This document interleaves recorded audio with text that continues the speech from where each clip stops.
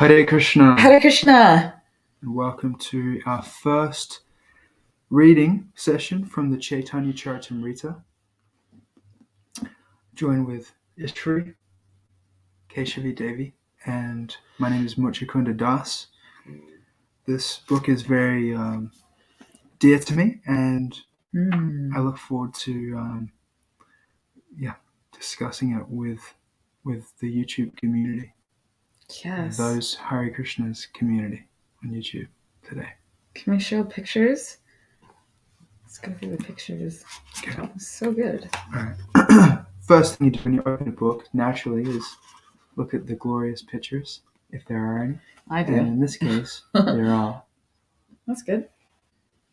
Picture of Srila Prabhupada, the author, the pure devotee.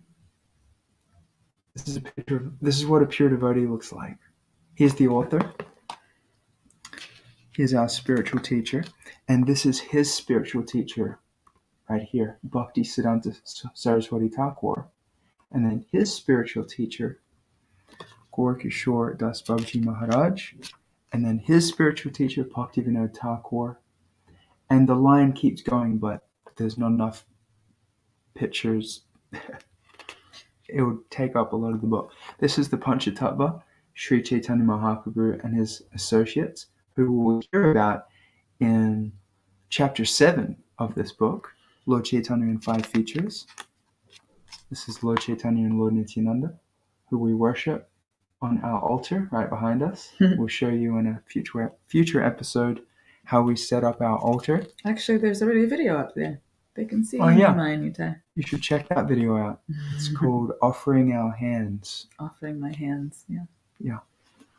Here's a picture, and it says, Sri Krishna himself teaches as the instructing spiritual master from within and without. So we'll hear more about that on page 46. This is Advaitacharya here. On the left, wait, I don't know what probably your left. And he is the one who is famous for having called for the Lord, Sri Chaitanya Mahaprabhu, to appear. He saw that people are suffering so much in the Kali Yuga, and so he worshipped Shalagram, a certain deity form of Krishna, and prayed, please come and help out. These people are suffering so much. So thanks to Advaitacharya for appealing to the Lord in that way. On this side, we have Mother Yashoda and Krishna. So sweet.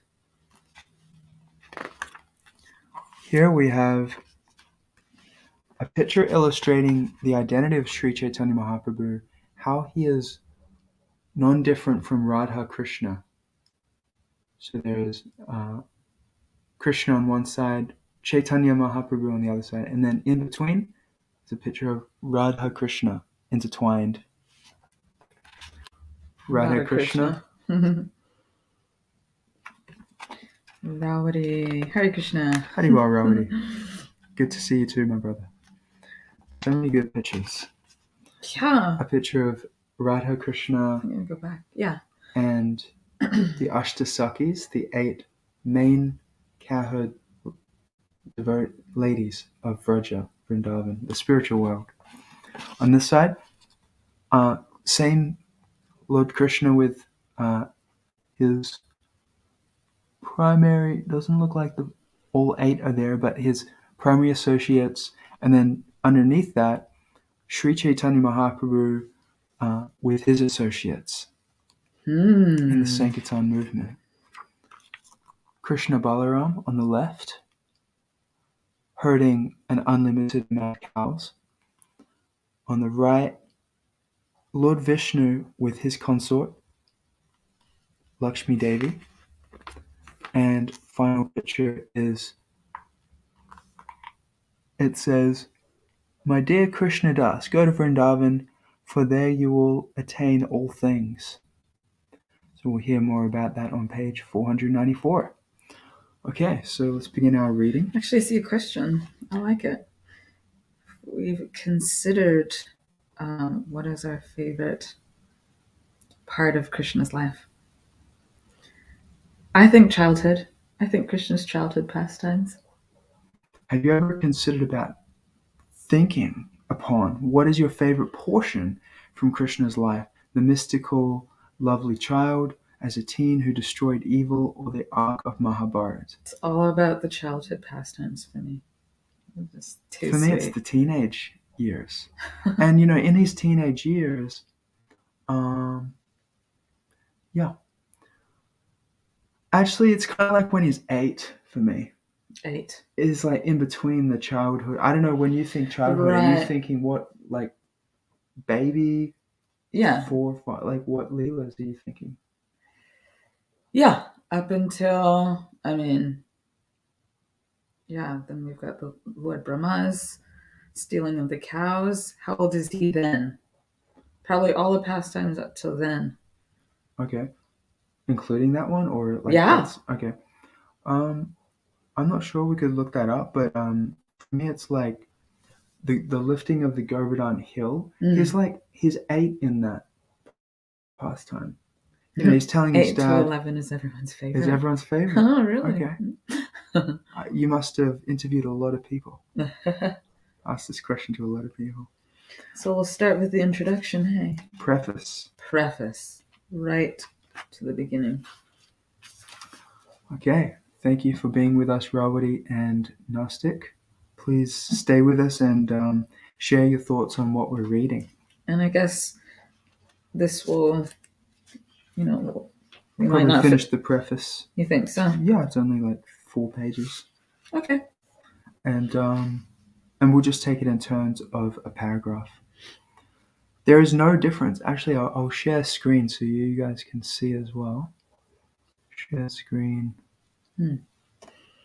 Read along. There it is. There is no difference between the teachings of Lord Chaitanya presented here and the teachings of Lord Krishna in the Bhagavad Gita. The teachings of Lord Chaitanya are practical demonstrations of Lord Krishna's teachings. Lord Krishna's ultimate instruction in the Bhagavad Gita is that everyone should surrender unto him, Lord Krishna. Krishna promises to take immediate charge of such a surrendered soul. The Lord, the Supreme Personality of Godhead, is already in charge of the maintenance of this creation by virtue of his plenary expansion, Kshirodakashayi Vishnu. But this maintenance is not direct. However, when the Lord says that he takes charge of his pure devotees, he actually takes direct charge. A pure devotee is a soul who is forever surrendered to the Lord. Just as a child is surrendered to his parents or an animal to its master. In the surrendering process, one should Continue. accept things favorable for discharging devotional service. Reject things unfavorable. Believe firmly in the Lord's protection. Feel exclusively dependent on the mercy of the Lord. Have no interest separate from the interest of the Lord, and always feel oneself meek and humble. Wow. The Lord demands that one surrender unto him by following these 6 guidelines. But the unintelligent so-called scholars of the world misunderstand these demands and urge the general mass of people to reject them. At the conclusion of the 9th chapter of the Bhagavad Gita, Lord Krishna directly says, "Engage your mind always in thinking of me. Become my devotee. Offer obeisances to me and worship me. Being completely absorbed in me, surely you will come to me." Bhagavad Gita 9:34. However, the scholarly demons misguide the masses of people by directing them to the impersonal, unmanifest, eternal, unborn truth rather than the personality of Godhead. The impersonalist Mayavadi philosophers do not accept that the ultimate aspect of the absolute truth is the supreme personality of Godhead. If one desires to understand the sun as it is, one must first face the sunshine and then the sun globe. And after entering into that globe, one may come face to face with the predominating deity of the sun. Due to a poor fund of knowledge, the Mayavadi philosophers cannot go beyond the Brahman effulgence, which may be compared to the sunshine. The Upanishads confirm that one has to penetrate the dazzling effulgence of Brahman before one can see the real face of the personality of Godhead. Let's see. Mine's when he himself says, "Time I am, the great destroyer of worlds, and I have come here to destroy all people." 11:32. I'm going to check something out, Gnostic. Because destroy all people, I don't know about that. The words. The exact words. Let's just check it out here on Prabhupada.io.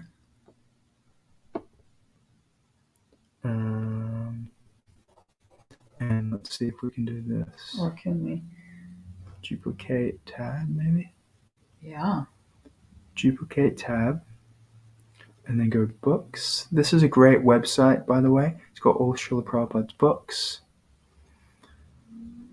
What was that? 32, yeah. Universal Form. Incredible chapter. Share this tab instead, yeah. Me too. I'm pretty sure. Yeah, okay, great. Oh, there's Will be slain. Epic. So the Blessed Lord said, "Time I am, destroyer of the worlds, and I have come to engage all people. With the exception of you, the Pandavas, all the soldiers here on both sides will be slain." So, yeah, I was thinking, surely not every single person. Like he says in another part in the Bhagavad Gita, I've come to protect the pious and annihilate the miscreants. Mm-hmm. And he is, what's this word? The protector of the devotee. This verse where he says, I protect the devotee.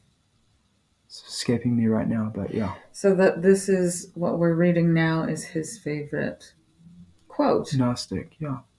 His, her, I'm not sure. Okay. Mine's, okay, yeah. Thanks for sharing. All right, let's go back to the reading. Yes. Hare Krishna. And then go back to here. Share this tab instead. Lord Chaitanya therefore teaches direct worship of Lord Krishna, who appeared as the foster child of the king of Vraj. He also suggests that the place known as Vrindavan is as good as Lord Krishna. As good as Lord Krishna. Vrindavan. No difference.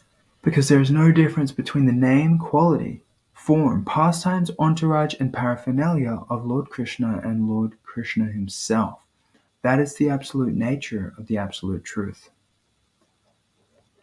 Chaitanya also recommended that the highest mode of worship, in the highest perfectional stage, is the method practiced by the damsels of Vraj. These damsels, gopis or cowherd girls, simply loved Krishna without a motive for material or spiritual gain. Lord Chaitanya also recommended Srimad Bhagavatam as the spotless narration of transcendental knowledge, and he pointed out that the highest goal in human life is to develop unalloyed love for Krishna, the Supreme Personality of Godhead. Highest goal. I just remembered the verse I was trying to remember. Name Bhakta Prayachati. My devotee never perishes. So for Krishna to say, like, I've come to destroy all people, it's like, whoa. Like, hang on a minute. Yeah, so I'll try to find that full verse later, but yeah, that line at least, it's really clear, right? Like, the reason he came was to protect the devotee. You can find it and then reply to his comment. Yeah, on YouTube. Lord Chaitanya's teachings are identical to those given by Lord Kapila, the original propounder of Sankhya Yoga, the Sankhya system of philosophy. This authorized system of yoga recommends meditation on the transcendental form of the Lord. There is no question of meditating on something void or impersonal. One can meditate on the transcendental form of Lord Vishnu even without practicing involved sitting postures. Such meditation is called perfect samadhi. This perfect samadhi is verified at the end of the 6th chapter of the Bhagavad Gita, where Lord Krishna says, "And of all yogis, the one with great faith who always abides in me, thinks of me within himself, and renders transcendental loving service to me, he is the most intimately united with me in yoga, and is the highest of all." That is my opinion. Bhagavad Gita 6:47. Lord Chaitanya instructed the mass of people in the Sankhya philosophy of Achinta Bheda Tattva, which maintains that the Supreme Lord is simultaneously one with and different from his creation. Lord Chaitanya taught this philosophy through the chanting of the holy name of the Lord. He taught that the holy name of the Lord is the sound incarnation of the Lord, and that since the Lord is the absolute whole, there is no difference between his holy name and his transcendental form. Thus, by chanting the holy name of the Lord, one can directly associate with the Supreme Lord by sound vibration. As one practices the sound vibration, one passes through 3 stages of development.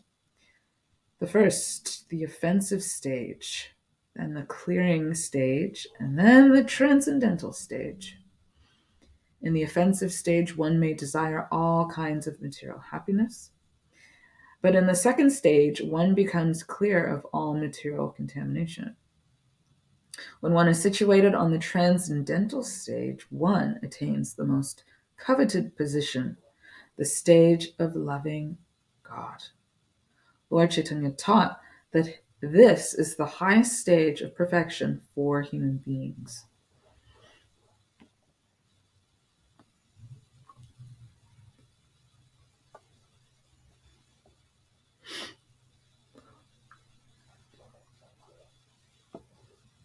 Okay. Yoga practice is essentially meant for controlling the senses. The central controlling factor of all the senses is the mind. Therefore, one first has to practice controlling the mind by engaging it in Krishna consciousness.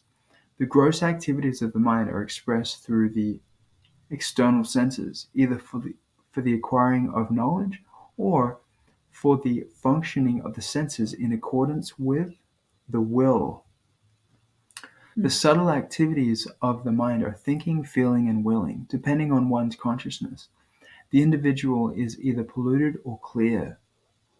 If one's mind is fixed on Krishna, his name, quality, form, pastimes, entourage, and paraphernalia, all one's activities, both subtle and gross, become favorable. The Bhagavad Gita's process of purifying consciousness is the process of fixing one's mind on Krishna by talking of his transcendental activities, cleansing his temple, going to his temple, seeing the beautiful transcendental form of the Lord nicely decorated, hearing his transcendental glories, tasting food offered to him, associating with his devotees, smelling the flowers and tulasi leaves offered to him, engaging in activities for the Lord's interest, etc.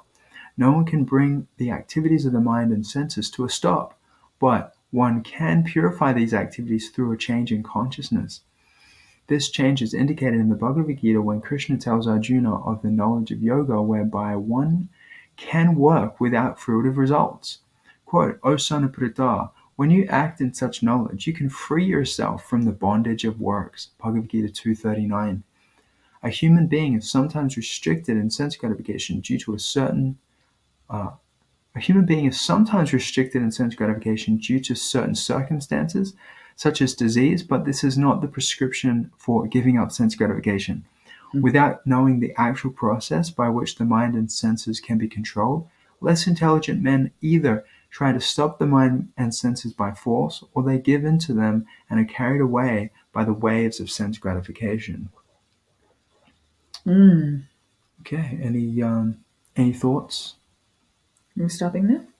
Just for now, yeah. Can you go back so I can... Okay. And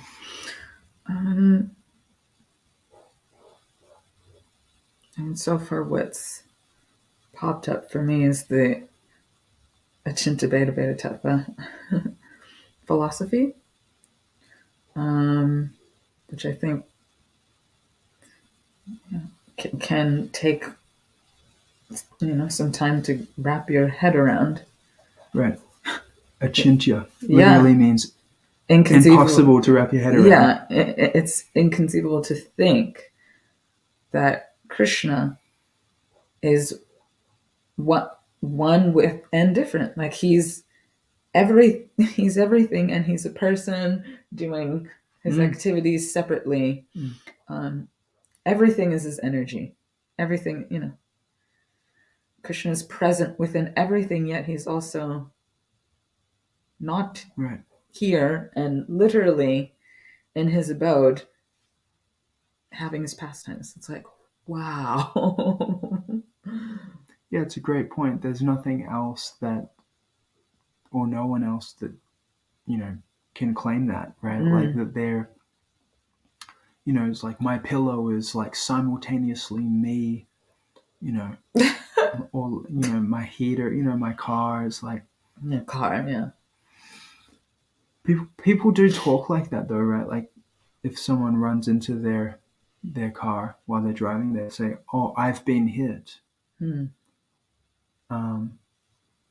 Or even with the body, right? Like, people are so, identifying with their body. Right. And if someone hits them, it's like someone hit me. But that's actually Maya.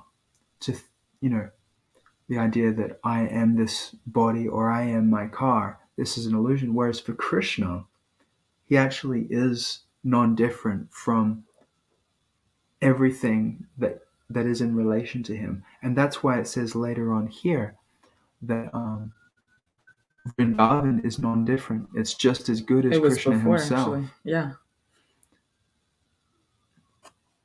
Yeah, so Sri Vrindavan, because it's the place where Krishna took his appearance, it's considered to be just as good as Krishna. You can't really say that about our birthplace, right? Like Geelong, Australia is just as good as me, right? Like if you're there in Geelong, then you're with me. Yeah. That wouldn't make sense. But for Krishna, it is exactly like that. Like he is actually present there in the form of like literally everything there. It's like, where does it stop? Like the dust there is him, like the air, like all that whole space is Krishna. That's why he's the supreme personality of Godhead. Say more about that. I mean, who can claim such things? Right. Yeah. Who is supreme to claim such things?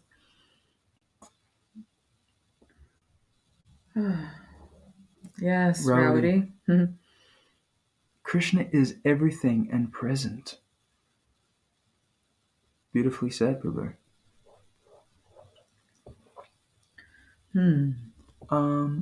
Before we go on, let's just open up. Like, okay, how is that? Krishna is everything and present. Yeah, like what is that? What does knowing that make available? Okay, it's like, okay, now what? Like what difference does that make? Krishna is everything and present. It allows you to actually start to develop a personal relationship. If you think that Krishna is everywhere, you look at the sun, you look at the moon, you equate it to Krishna. Whatever you have you equate it to Krishna. It's creating remembrance Mm. and feeling and having that connection that God is with you, that Krishna is with you. Gives a lot of people strength and comfort, and It's powerful. And that's how you start to,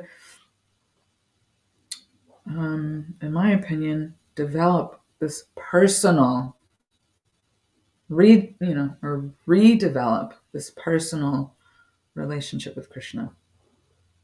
And you actually start thinking that way, that he's everywhere. It's not that I'm here and he's somewhere else away from me. He's actually present. Yeah. And I think, we're all about cultivating personalism. So the more and more we can see Krishna like directly in our life, directly present everywhere, that's helpful. Yeah, I remember having a conversation with Will Hughes, a real champion of German new medicine. For those who don't know what that is, it's the science of attributing physical ailments to psychological causes. He's recently passed away. But I'm in conversation with him about Krishna consciousness, and he said, what is Krishna consciousness? And I said, it's the consciousness that Krishna takes up every single inch of space in all directions, everywhere. And he was like, okay. And then I said, and also that he is right there. He's the closest person to you. He is in the hearts of every single living entity. Right. And he said, I got that. The other thing that you said about him being everywhere in space, I didn't really get that. But he got the thing about Krishna being right there in the heart of every living entity. And what I kind of got from that was that, when you really realize something yourself, like to the degree that you have faith in your own words when you say them, they land for others. Yeah. Yeah, they land for others. So, Krishna consciousness is a development of faith in this, what we're reading here, right? That Krishna equals, as you said, everything equates to Krishna. It's a great word for it. Like everything that you look around, you should, like it's said that a devotee, when they see a tree, they see the tree, but because they know the tree is Krishna's energy, and Krishna is non-different from his energy, that's what we're reading here, achintya bheda abheda tattva. He therefore sees Krishna. Like he sees the tree too, but more importantly is he sees Krishna because he sees tree equals Krishna. Everything equals Krishna. Everything is not different from Krishna being Krishna's energy. And Krishna is simultaneously one with and different from his energy. And Maya, what does Maya actually mean? Or what does material mean? It's the idea that something doesn't equate to Krishna. The idea that something isn't related to Krishna. Something is separate from Krishna. Right. The table isn't Maya. The idea that the table is separate from Krishna is Maya. Right? Surfing isn't Maya. It's a real consciousness thing. Yeah. There's no, nothing is inherently Maya or material. It's the consciousness that it's separate from Krishna that has us be. So Maya is over here with us, not in the things. Yeah. Material isn't over there with the so-called material things. That's spiritual energy too. Just, like when you offer it to Krishna, Prabhupada says it actually it becomes non-different from Krishna. That's the idea of prasad, right? You offer it to Krishna, and then the baked potato becomes Krishna himself. Non-different. So what changed? What would you say? Our own conception of what that was. First, we thought it was boga, and then after offering it, right, we accepted it back as, so my consciousness is right. Right. We've chanted Krishna's present in his holy name. He's accepted the offering. Now what I'm taking back Yes. are not Yeah. just simply the ingredients. It is prashad, it is spiritual, it actually is Krishna's remnants. Yeah, there's kind of like two things that I'm seeing about that. When you offer something to Krishna, it's great that we're talking about this because someone in a comment to our last video should go check that out. It's basically our introduction of our last live stream. Our last live stream, yeah. They asked in the comments, hey, can you talk about like beginner,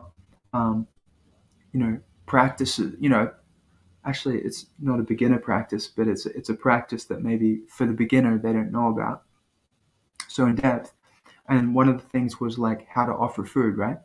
So we're talking about that now. There seems to be two things, like in what you just said.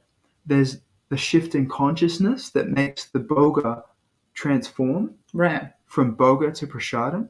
Because what does boga mean? It means enjoyment. So when your concept of the food, your experience of it is, this is for my enjoyment, then it's called that you're enjoying boga. You're enjoying matter, right? Matter again means you think it's separate from Krishna, and so it's theft. It's Krishna calls it sin or papa. Whatever you eat that you don't first offer and sacrifice to Krishna is called papa or sin, and it has karma. So when you offer it, two things happen. One is you shift your consciousness from being the enjoyer to being the enjoyed, right? Like, let me enjoy after Krishna has enjoyed. Let me be enjoyed by Krishna. Let me be the giver of joy to Krishna by offering this food. So the consciousness has shifted, but also Krishna has enjoyed that food, right? So that it's not that it's just we're shifting our consciousness. It's Krishna has personally come and enjoyed that offering that you made or that I made. And he hasn't actually enjoyed what he's enjoying, what he's eating is not so much the offering itself, because he gets way better food in the spiritual world, right? Like our cooking's probably nowhere near as good as Srimati Radharani or Mother Yashoda. But what he's enjoying, as he says in Bhagavad Gita, Patram Pushpam Palam Toyam, is our bhakti. And how do we express that bhakti? Through sound. So the offering is what he's enjoying, what he's tasting, is the quality of the prayer that we make. Yeah, it's the quality of what's in our heart, what we're actually giving to Krishna. Speaking of Krishna, we can save that one. I feel like we should. Yeah, keep reading. We're gonna get. It's gonna be cool to do a Q&A, video. Yeah. Yeah, there's so many like cool ones. Mental Grace, we've made a mental note of your question. It's a great question. We're here for it, and we'll get to you. We promise. Why is Krishna blue? I love that he is. Me too. Yeah, me too. So we'll read a little bit more. Are we going to share the? Yep, we'll read a little bit more, and then screen. It'll be us. Another 7 minutes.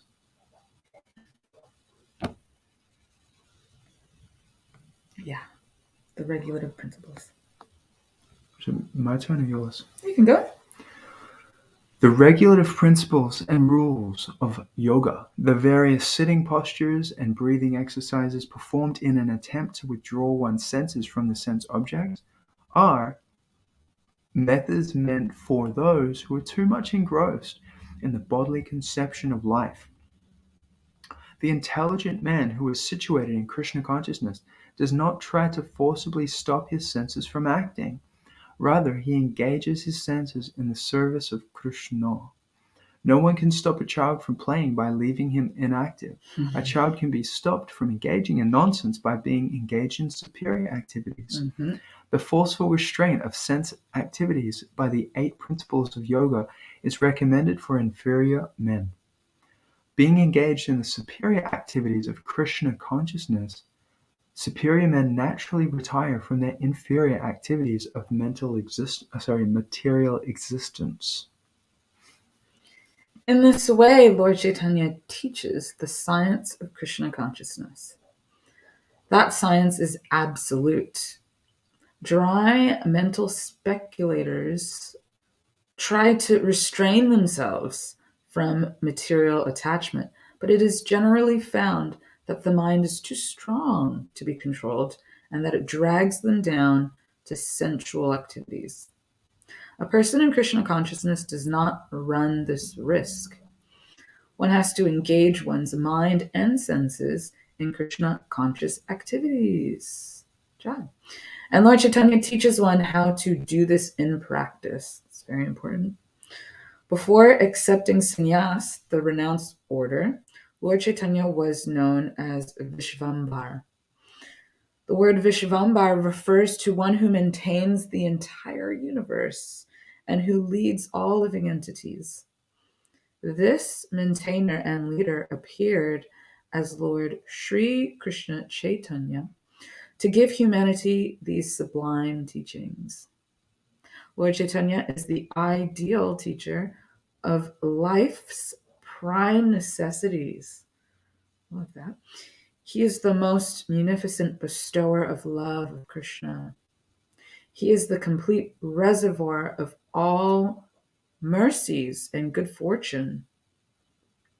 As confirmed in Srimad Bhagavatam and the Bhagavad Gita, the Mahabharata, and the Upanishads, Krishna is the Supreme Personality. Krishna is the Supreme Personality of Godhead himself and is worshipable by everyone in this age of disagreement. Everyone can join his Sankirtan movement. No previous qualification is necessary. Just by following his teachings, anyone can become a perfect human being. If a person is fortunate enough to be attracted by Lord Chaitanya's features, he is sure to be successful in his life's mission. In other words, those who are interested in attaining spiritual existence can easily be released from the clutches of Maya by the grace of Lord Chaitanya. The teachings presented in this book are non-different from the Lord. Until I finish it. Engrossed in the material body, the conditioned soul increases the pages of history by all kinds of material activities. The teachings of Lord Chaitanya can help human society stop such unnecessary and temporary activities. By these teachings, humanity can be elevated to the topmost platform of spiritual activity. These spiritual activities actually begin after liberation from material bondage. Such liberated activities in Krishna consciousness constitute the goal of human perfection. The false prestige one acquires by attempting to dominate material nature is illusory. Illuminating knowledge can be acquired from the teachings of Lord Chaitanya, and by such knowledge one can advance in spiritual existence. Everyone has to suffer or enjoy the fruits of his activity. No one can check the laws of material nature that govern such things. As long as one is engaged in fruitive activity, one is sure to be baffled in the attempt to attain the ultimate goal of life. I sincerely hope that by understanding the teachings of Lord Chaitanya, human society will experience a new light of spiritual life, which will open the field of activity for the pure soul. Om Tat Sat, A.C. Bhaktivedanta Swami, March 14, 1968, the birthday of Lord Chaitanya, Sri Sri Radha Krishna Temple, New York. Nice.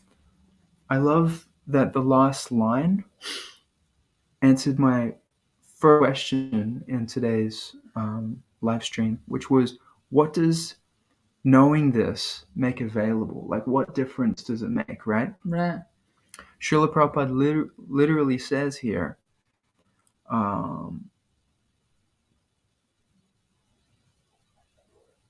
I sincerely hope that by understanding, right, so through this knowledge,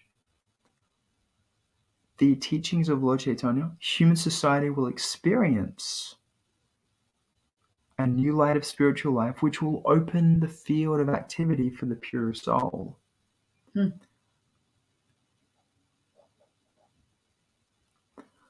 It's right on 8:45, and we've got an agreement to finish at this time. Any last words? Join us tomorrow. We're going to be continuing to read this epic volume. There's so much here. So much here. It's great. Thank you so much for all who came on. We'll see you tomorrow, and we'll also probably see you in the comments answering any questions that we didn't answer in the live stream. Yes. Hare Krishna, we love you. Have a great day in Krishna consciousness, or night, whatever time it is where you are. Hare Bol.